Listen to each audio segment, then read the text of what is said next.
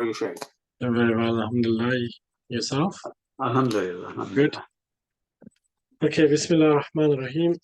نحمده ونصلي ونسلم على رسوله الكريم أما بعد فأعوذ بالله من الشيطان الرجيم بسم الله الرحمن الرحيم. Today, inshallah, we will continue from page 10 of the book Instructions of the Student by Imam Sarunmuji rahmatullah alayh. Last week we were talking about some of the points about or relating to the type of learning that the person should adopt, and we left the chapter halfway through. There's some very, very interesting things to discuss today. So we're on page 10, and the Imam says, it is necessary to ask advice in all matters. Indeed, Allah Almighty commanded even His Messenger to seek counsel, although there was no one more intelligent than the Prophet ﷺ. Meaning that Allah Azza wa Jal loves it when people seek advice from one another. And just because you seek advice from somebody and you seek their counsel, it doesn't necessarily mean that you are inferior or they are superior.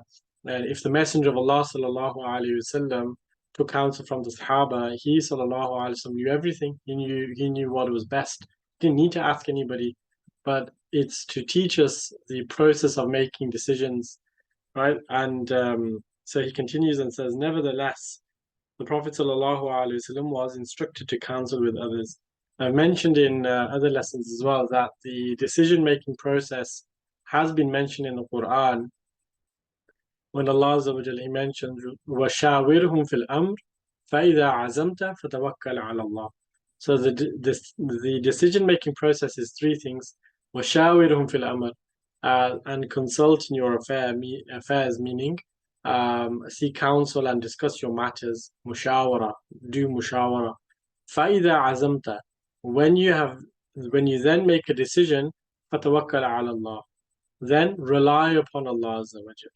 So discuss, make a decision, then rely on Allah. That's what the Quran says. So indeed, he sought advice from his companions in all affairs, including domestic matters.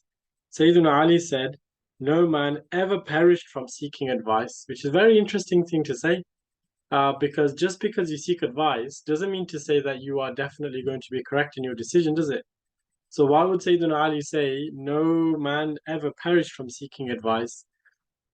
There's a couple of ways you can think about this statement. One of them is that when you seek advice from somebody and you proceed with a decision on the back of that advice or counsel, Allah Azza wa Jal always puts barakah in that for you.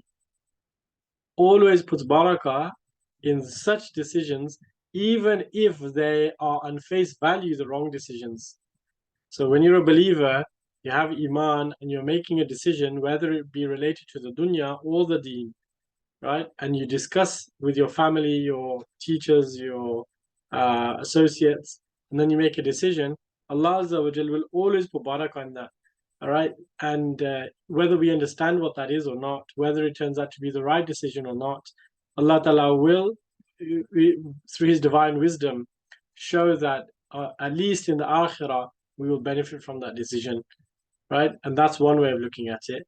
The second way of looking at it is to think that if somebody always does mushawara, discusses matters before they make decisions, then just from a logical perspective, provided they take advice from and seek counsel from sensible people, on the balance of probabilities, the majority of the decisions will be good decisions, right?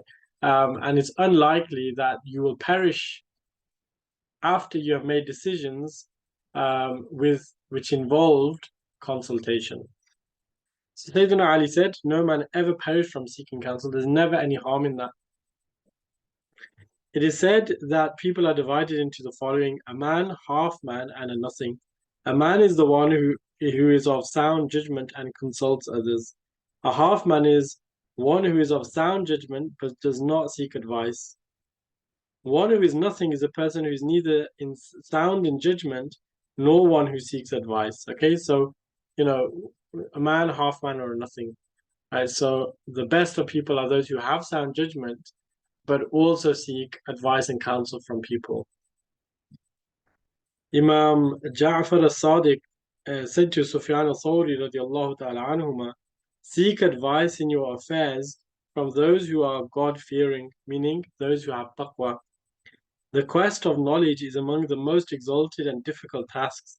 Thus, seeking advice in acquiring knowledge is most important and urgent. Right. So, what's the point of mentioning this in the context of our discussion? That the Imam quotes this at the end of the paragraph, and he basically says that seeking knowledge and understanding of the Deen is an extremely important matter. Right. It's sacred sciences, is that which enlightens the heart and brings you closer to Allah Azza wa Jal.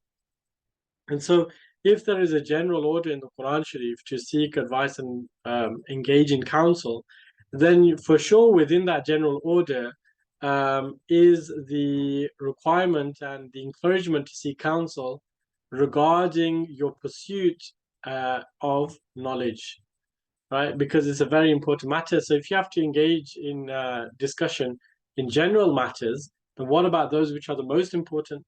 Those things which are most important to this life and the hereafter, then you should for sure find God-fearing people, meaning those who you consider have taqwa and are righteous, and speak to them, question them, seek their advice, seek their counsel about how you should go about embarking on your journey to Allah Azza wa Jal, right?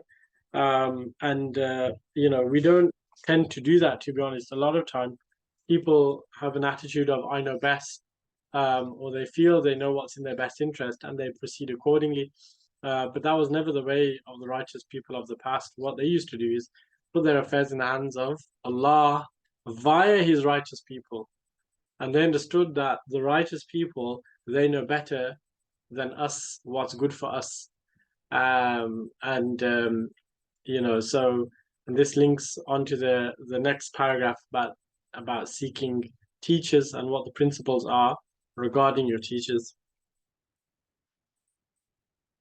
Al-Hakim Al-Hakim al-Samarkandi stated, if you come to Bukhara, do not hasten between various learned masters.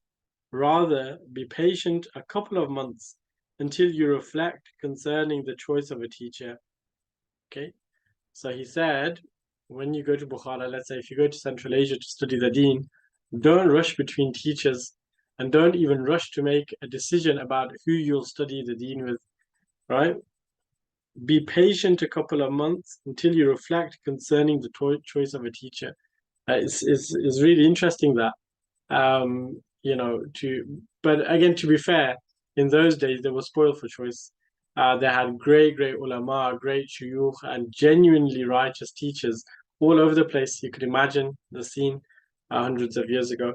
Now I think it's a lot more difficult because A, there's not that many teachers, and B, if there are teachers, there's no guarantee that they're guided in the sense of what they're teaching is the right thing. And C, even if they are teaching the correct aqidah, they're teaching path of guidance, that doesn't mean to say they're righteous. Right? Not all teachers are righteous. I'm sorry to say, especially in today's day and age, to find righteous da'is and to find people who are genuinely pious, who are also preachers and give speeches and deliver speeches and teach the deen. It's not very common from my personal. I mean, not to say we are in a position to judge, but often when you spend time with people in their private gatherings or you hear when you see what goes on in circles of teachers and ulama, a lot of them have some very bad habits, so finding a good teacher nowadays, if you had to spend 2 months in those days, then Allah knows how long you should really deliberate on choosing your teachers in this day and age. But on the flip side, because there aren't many teachers, if you find someone, you should stick to them or find them and spend some time with them. He continues, the Imam does, but if you come to a learned man and begin to study with him right away, his teaching may often not be to your liking.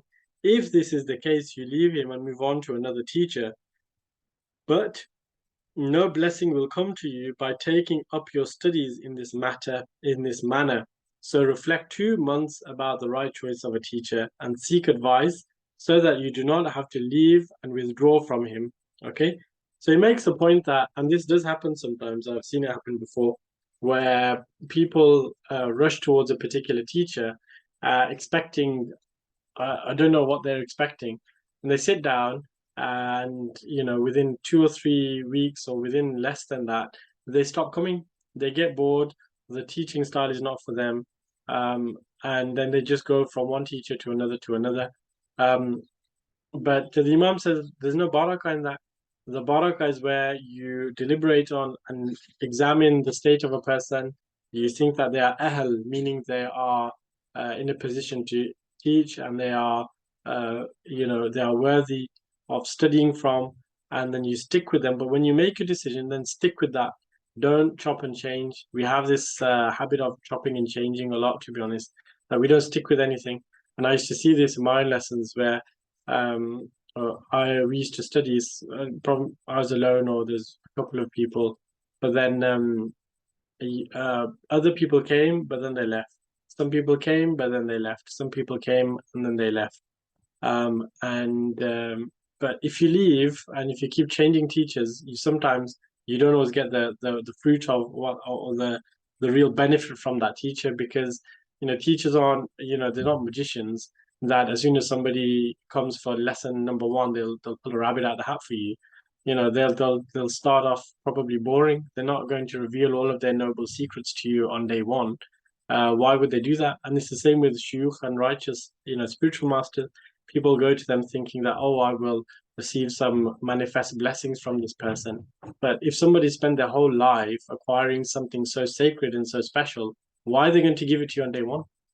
They don't even know who you are. So it's about building a relationship with your teacher, you see. That's the point. The ones who benefit the most from teachers are those who have special relationships with them.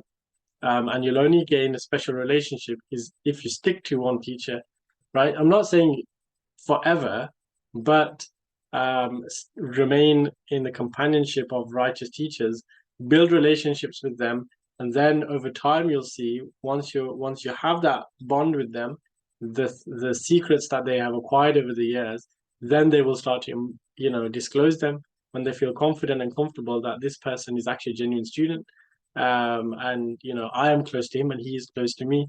Then you see the fruits of your commitment, you see. But most people don't last that long. So then when they sit with the teacher, they think, oh, the teacher doesn't have anything. Or they go to a sheikh, they say, oh, this person doesn't have anything. Why would he give you anything anyway? That's what you have to ask yourself. So we sometimes we think too big of ourselves, and we think we are worthy and deserving of certain things, but in reality, it's actually the opposite. If righteous people look at us, they've done us a favor. If teachers, look at us and say salam to us, they've actually done us a massive favor, because most of us aren't even worthy of that. That's unfortunately the truth. It is better that you remain with him until your studies have prospered and you profit a great deal from the knowledge you have attained. Know that patience and perseverance comprise the foundation of all important matters. Right? Sabr and sabat, or istiqama, are the foundation of all matters. And this is, established principle in the deen. You can never succeed in anything unless you persevere in that thing. It's a universal principle. In deen, dunya, elementary studies, advanced studies, whatever science you look at, you must persevere. You will never pass your A levels, your degree, if you're inconsistent in your studies and you don't persevere with it. So the lack of perseverance and the lack of steadfastness in anything is a guaranteed failure. All right, it's a guaranteed failure. And Same with patience. Patience means that in this context, if you study something or if you're embarking on the path of understanding, we can't expect, fountains of knowledge to flow into our hearts again within the first week. It doesn't work like that. You have to, if you don't understand something, revise it, read it again, analyze it, think about it, be patient with it, and eventually the penny starts to drop. And that's the same with generally speaking about learning and knowledge. You can't always digest everything you learn straight away. When you learn something, it kind of hovers, by your throat and in the back of your mind. You can't always contextualize and understand fully what you've learned. But over the time, if you persevere and you're patient, then inshallah Allah Ta'ala allows it to settle in your mind and settle in your heart. Okay, right. So he says, it is necessary for the pursuer of knowledge to be firm and exert patience with his teacher and his text so as to not abandon his studies incomplete. Okay, interesting. So be patient even with your teacher and your studies. Right. Again, with the teacher, just like I mentioned, sometimes they might have off days, they might be a bit boring, let's say they might be late, they might cut the lesson short, they might have certain days where actually you don't enjoy studying with this person, right? And so persevere with them, right?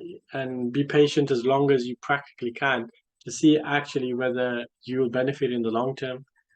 Because honestly, sometimes what you're looking for, what you're really craving, or what your heart desires, you receive in the 5th year of your time of study with the person, or it might be in the 10th year of the duration that you've been studying. Right. So sometimes you just have to wait it out. Same with the studies in general. Now, this is an issue that we have nowadays, that time is so short, time is of the essence, where people can't commit too much time to study anymore. And they can't see things through. It's, a 2-year course or a 3-year course or any significant duration of learning, people find very difficult. We're always victims of our circumstances. That's why, where our circumstances dictate what we do. Even though in reality we don't have any issues that warrant us stopping studying the Deen. Okay. Okay. So he also talks about it is also essential to be strong in abstaining from what one's soul and desires bid one to do. Okay. So be patient in calamity and affliction. So um, abstaining from what the soul desires. That's also very, very important, because this lesson is an example of that, and many other things similar. All righteous things require some kind of a level of commitment, isn't it? And we all have those days when we don't feel like coming, we don't feel like teaching, we don't feel like studying. But the ones who are successful are those who remain disciplined and keep that steadfastness going, okay, regardless of what we actually want to do, right? Because, even though we don't feel like doing something, in the long term, there's barakah in that. And that's where Allah Ta'ala puts blessings in that person's life when they stick to something. Okay. Um, the final thing in this chapter, he talks about the selections as the selection of one's companions. Okay. He said, it is necessary to choose one who is diligent, religious, and gifted with a good character and understanding, and flee from one who is indolent and negligent, a corrupt and a troublemaker. Okay. So a second thing which is important when we're seeking knowledge and we're looking for progression in that regard is to find a good running mate, meaning find somebody who is also righteous, who's like-minded, who can assist you in your journey to Allah Azza wa Jal.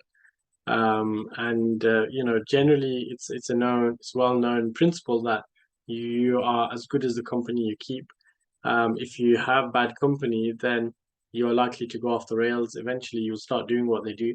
If you have good company, similarly, you'll eventually do what they do.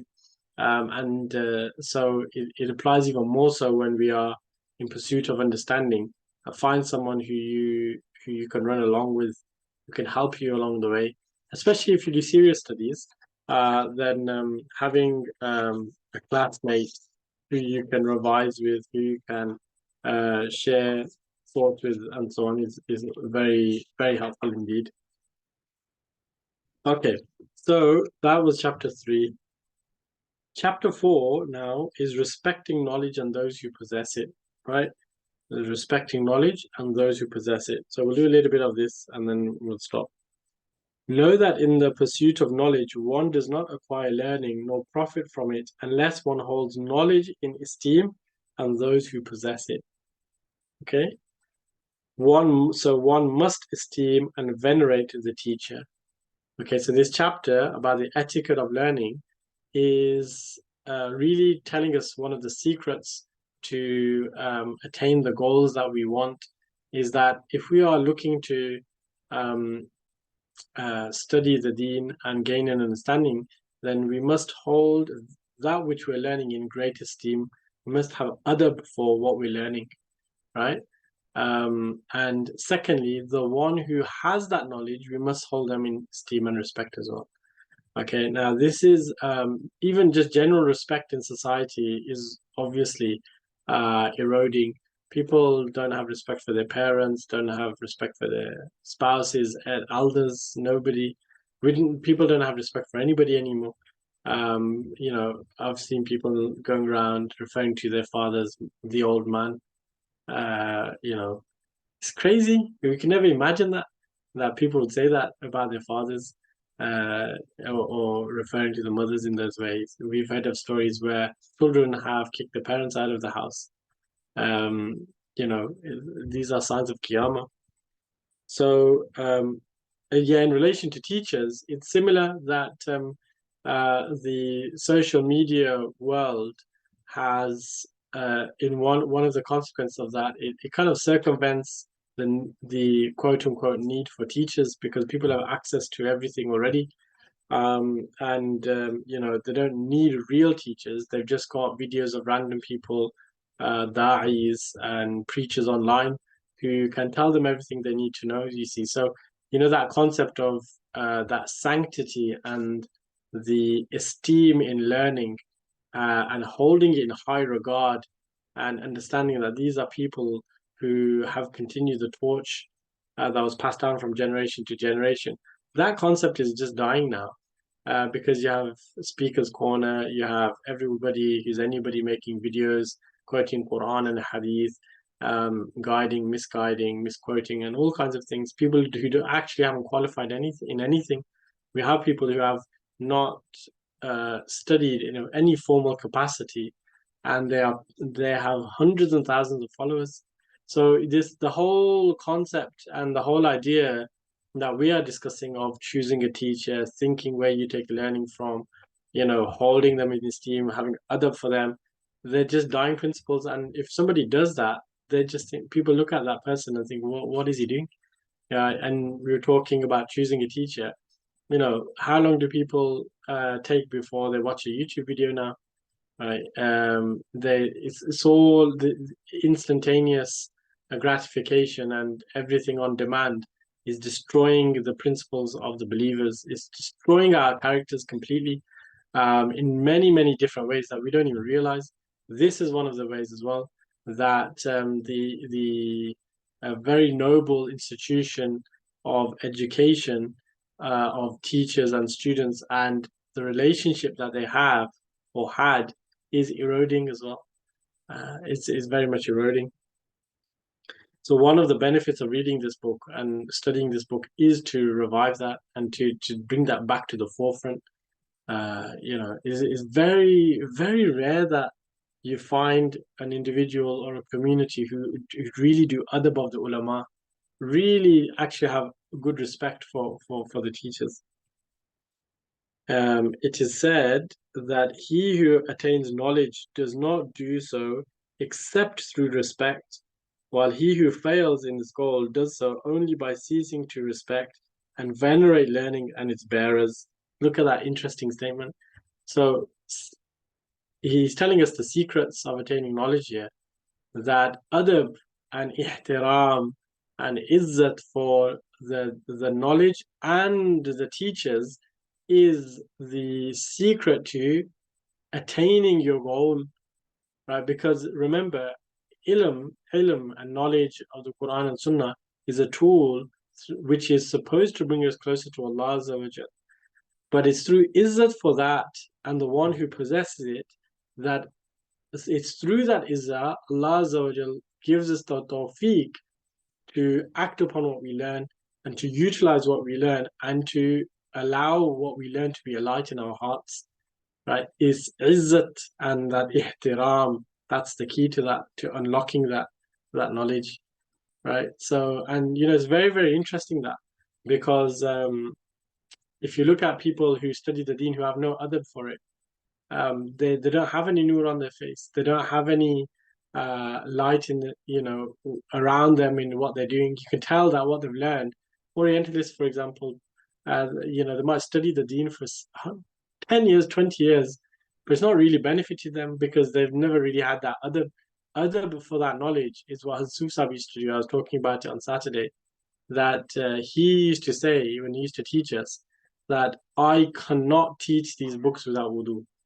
And even though he was ill and the water was very cold, he used to refresh his wudu after every lesson. And even in his older age, he wasn't teaching us Quran. Even if he was teaching this, and even if he was teaching fiqh or ancillary sciences, right, completely unrelated to Quran and Hadith. Even then, he used to say, "I can't teach these without wudu." And that's adab and ihtiram for the ilm that you're teaching, right? And and there's signs of that everywhere. So you keep the books in appropriate places. You look after your books. You look after the things that you're studying. You revise it. You honor it. You honor your teachers. You honor the books. Everything. Okay, and there's obviously levels to that. But this idea of veneration for those who have spent time studying the Deen, I think there is superficial levels of it, but genuine servitude to those who have studied the Deen is not really there as much as it used to be, or as much as it should be. But that's the key to unlocking the learning. That's the irony. Uh, Perhaps the reason that Allah Azza wa Jalla has taken away the ulama is because we don't deserve them anymore. We don't venerate them anymore. We don't honor them. We don't respect them. We don't deserve them, therefore. And that's why Allah Azza wa Jalla has taken away the teachers. You see, so it's a bit of a cycle, which, there's very deep wisdoms in why we're in the position that we're in. Perhaps one of the reasons is the lack of adab that we have, generally speaking. So then he says, it is stated that respect is preferable to obedience, but you do not perceive a man becoming an unbeliever through his rebellion, but by his mocking of it and by discarding reverence for it. Okay, so another very interesting thing he says that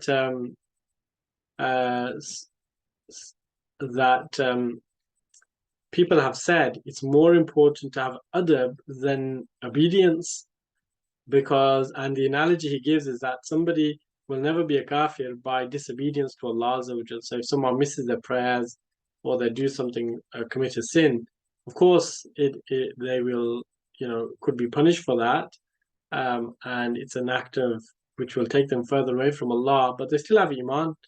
Whereas if somebody mocks the deen and they belittle, i.e., they have a lack of respect for what Allah and the Messenger brought, that could easily render them outside of Islam. So if someone mocks the prayers or something about the Messenger of Allah sallallahu alaihi wasallam or anything in the religion, that's not disobedience, but it's essentially a lack of respect. And so that's why he says having izzah, is key. Right? Just as having izzah for Allah and His Rasul is key for iman, it's the same for attaining not attaining understanding of the deen. Isn't it interesting? It's very telling that the one who has reverence for Allah and His Messenger sallallahu alaihi wasallam can never lose. Right? Eventually, Allah will will allow that to be a means through which they become closer to Allah. Like the wali of Allah who saw Allah's name on the floor, picked it up, kissed it, looked after it, and Allah Ta'ala turned him into a friend of Allah when he was a great sinner. So through that reverence, it can be the catalyst of change. So similarly, where you have respect for your teachers and respect for the knowledge, then it genuinely becomes a catalyst of change for you. But if you don't have that, then you can study for 50 years and you won't get anything. right? So, he's talking in summary, but there's a lot of real depth in there. Okay. One aspect of venerating knowledge consists in holding the teacher in esteem.